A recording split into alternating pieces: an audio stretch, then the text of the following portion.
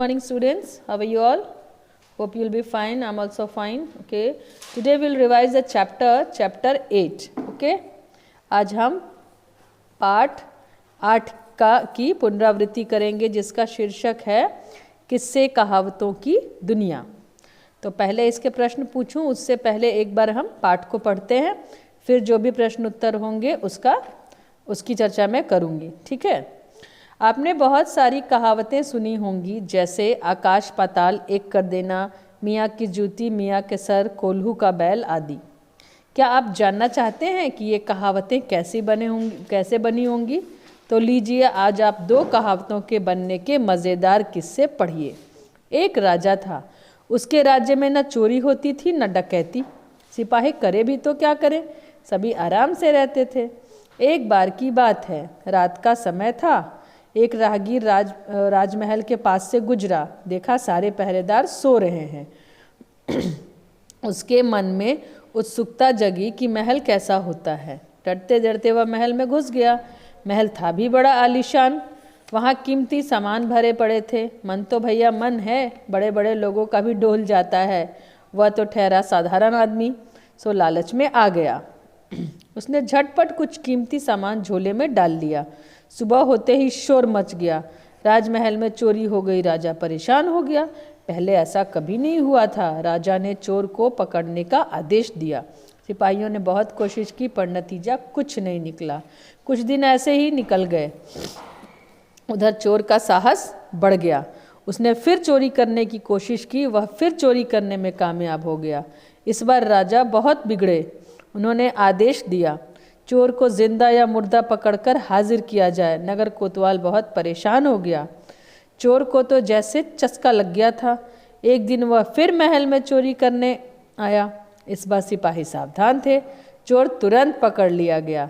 सुबह सारे राज्य में खबर फैल गई। अगले दिन राजा का दरबार लगा। बड़ी शान से कोतवाल चोर को लेकर दरबार में हाजिर हुआ। बोला, महाराज यही है वह चोर, इसके घर से सारा सामान भी मिल गया है। इसे कड़ी से कड़ी सज़ा मिलनी चाहिए। मगर यह क्या, चोर तो कोतवाल के ही पीछे पड़ गया। डपट कर बोला, कैसे कोतवाल हो तुम, यही रक्षा करते हो महल की? सारे पहरेदार सोते रहते हैं, फिर चोरी नहीं होगी तो और क्या होगा? कहीं ऐसा ना हो कि किसी दिन सारा खजाना लुट जाए। मैंने तो सबको यह बताने के लिए ही चोरी का नाटक किया था। लोग कहने लगे, वाह देखो, उल्टा चोर कोतवाल को डांटे, मतलब स्वयं गलती करने वाला दूसरे को दोषी ठहराता है। उसके बाद हम आगे बढ़ते हैं।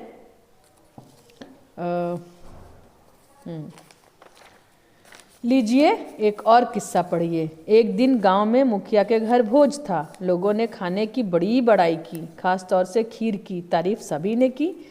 कितनी मज़ेदार खीर थी, बिल्कुल रबड़ी जैसी। खाते खाते मन नहीं अघाता था।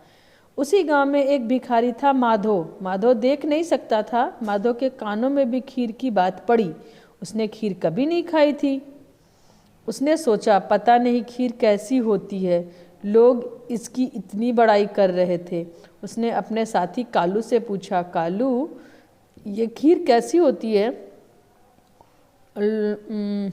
कालू ने जवाब दिया, और कैसी, उजली होती है।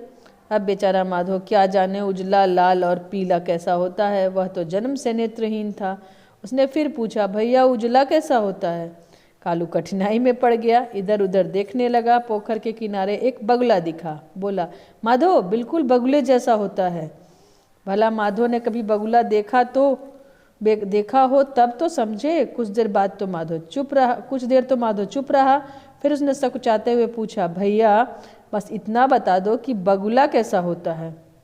अब कालू की कठिनाई और बढ़ गई।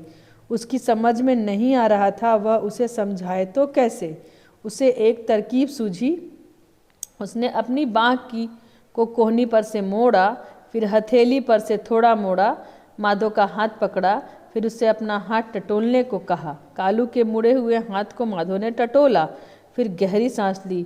निराश होकर कहा, थत तेरे की, खीर तो बड़ी टेढ़ी होती है, इसे खाना आसान नहीं होगा। बस इसी से मुहावरा बन गया टेढ़ी खीर। चलिए अब इसमें बड़े सारे प्रश्न उत्तर उठेंगे, जैसे राजा, हाँ ये जो राजा राजा और राजमहल वाली कहानी है वो किस मुहावरे पर आधारित है? वो उल्टा चोर कोतवाल को डांटे मुहावरे पर आधारित है। राहगीर महल में क्यों घुसा? राहगीर महल में महल को देखने घुसा। महल में जाते ही उसका महल में जाते ही उसे क्या हुआ? महल में जाते ही आलीशान सामान को देखकर चोर का मन डोल गया। चोर राहगीर किस में पड़ गया? राहगीर लालच में पड़ गया। राहगीर ने झोले में क्या डाला? राहगीर ने झोले में कीमती सामान डाला। सुबह होते ही क्या हुआ? सुबह होते ही चोरी की खबर से शोर मच गया। राजा को क्या हुआ? राजा परेशान हो गया। राजा ने क्या आदेश दिया? राजा ने चोर को जिंदा या मुर्दा पकड़ने का आदेश दिया। चोर कितनी बार चोरी करने में कामयाब हो गया? चोर 2 बार चोरी करने में कामयाब हो गया। चोर को क्या लग गया था? चोर को चस्का लग गया था। चोरी की खबर कहाँ फैल गई? चोरी की खबर पूरे राज्य में फैल गई। चोर को किसने पकड़ा? चोर को किसने पकड़ा? हाँ, चोर को कोतवाल ने पकड़ा। चोर ने डपट कर क्या बोला राजमहल में? चोर ने डपट कर राजमहल में बोला कि कैसे कोतवाल हो तुम, सब तो सोते रहते हो, चोरी नहीं होगी तो और क्या होगा। और चोर ने अपने आप को क्या साबित किया? चोर ने अपने आप को निर्दोष साबित किया कि वो तो जानकर पकड़ा गया है और पहरेदारों को सावधान करने के लिए उसने स्वयं चोरी की थी, है ना। फिर दूसरा, गांव में किसके घर भोज था? गांव में मुखिया के घर भोज था। सबने किसकी सबसे ज़्यादा बड़ाई की? सबने खीर की सबसे ज़्यादा बड़ाई की। गांव के भिखारी का क्या नाम था? गांव के भिखारी का नाम माधो था। उसने क्या नहीं खाई थी? उसने खीर नहीं खाई थी। भिखारी माधो जन्म से ही कैसा था? भिखारी माधो जन्म से ही नेत्रहीन था। खीर की जानकारी माधो ने किससे लेनी चाहिए? खीर की जानकारी माधो ने अपने दोस्त कालू से लेनी चाहिए। कालू ने खीर को कैसा कैसा बताया? कालू ने खीर को पहले उजला बताया, फिर दोबारा बगुले जैसा बताया। ये कहानी किस कहावत पर आधारित है? ये कहानी टेढ़ी खीर पर आधारित है। हाँ, माधो को समझाने के लिए माधो को बगुले के बारे में समझाने के लिए कालू ने क्या किया?